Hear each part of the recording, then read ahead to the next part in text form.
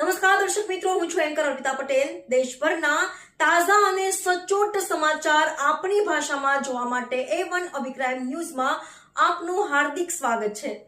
હવે જોઈએ મુખ્ય સમાચાર. વૃંદાવનના ખાતે પાવનધામમાં ત્રિકમદાસજી મહારાજના વ્યાસાસને શ્રી વ્રજપ્રભા ગ્રંથ પારાયણનો પ્રારંભ.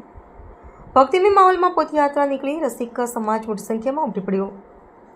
અંજાર વ્રજપ્રભા ગ્રંથે સાક્ષાત ભગવાન વ્રજનું સ્વરૂપ છે. તેમાં કાળિયા ઠાકોરની 11 વર્ષ અને 52 દિવસની દિવ્ય લીલાઓનો સમાવેશ થાય છે. આ ગ્રંથ વ્રજવાસીઓનો અતિ પ્રિય ગ્રંથ છે, કારણ કે તેમાં વ્રજનું સાચું મહાત્મ્ય રહેલું છે તેવું વૃંદાવન સ્થિત ફોગલા આશ્રમ ખાતે શ્રી વ્રજપ્રભા ગ્રંથ પારાયણના આરંભે સચ્ચિદાનંદ મંદિરના મહંત ત્રિકમદાસજી મહારાજે જણાવ્યું હતું. કથાના પ્રથમ દિવસે સવારે ભવ્ય પોથયાત્રા કરવામાં આવી હતી, જેમાં મોટી સંખ્યામાં પધારેલા રસિકજનો અને ભાવિક ભક્તો જોડાયા હતા. અબિલ ગુલાલની છોડો અને પ્રભુ ભક્તિના નાદ સાથે સમગ્ર વાતાવરણ ભક્તિમય બની ગયું હતું. કથાના પ્રારંભે વ્યાસપીઠ પરથી પૂજ્ય ત્રિકમદાસજી મહારાજ દ્વારા મંગલાચરણ કરવામાં આવ્યું હતું. આ પ્રસંગે મનોરથી રસિક વાસણભાઈ વિસાભાઈ રણમલ માતા પરિવાર દ્વારા શાસ્ત્રોક્ત વિધિથી પોથી પૂજન, અર્ચન અને ગુરુ પૂજન કરવામાં આવ્યા હતા.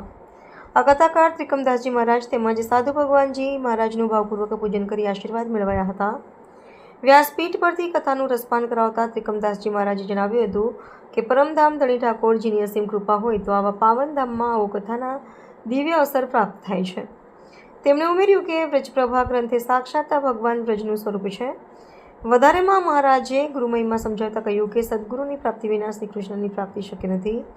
વિશ્વ ચકલી દિવસ નિમિત્તે કચ્છ મિત્રની પહેલ અંતર્ગત વિવિધ સંસ્થાઓના સહયોગથી કચ્છમાં ચકલીયર અને કુંડાઓનું વિતરણ કરવામાં આવ્યું. ગુરુ મહારાજનો જન્મ લોણા સમાજમાં થયો હોવાથી લોણા સમાજે પણ ગૌરવ અને ધન્યતા અનુભવવી જોઈએ. આજના આધુનિક યુગમાં વેપાર ધંધા અંગે માર્ગદર્શન આપતા ત્રિકમદાસજી મહારાજે શીખ આપી હતી કે વેપાર ધંધામાં ક્યારેય છળકપટ કે અનીતિ કરવી નહીં. અને સાધુ મહારાજ ભગવાન દાસજી પોતાની આગવી શૈલીમાં ભજન કીર્તન એવી રમઝટ બોલાવી હતી કે હાજર તમામ રસિકજનો મન મૂકીને રાસ રમ્યા હતા.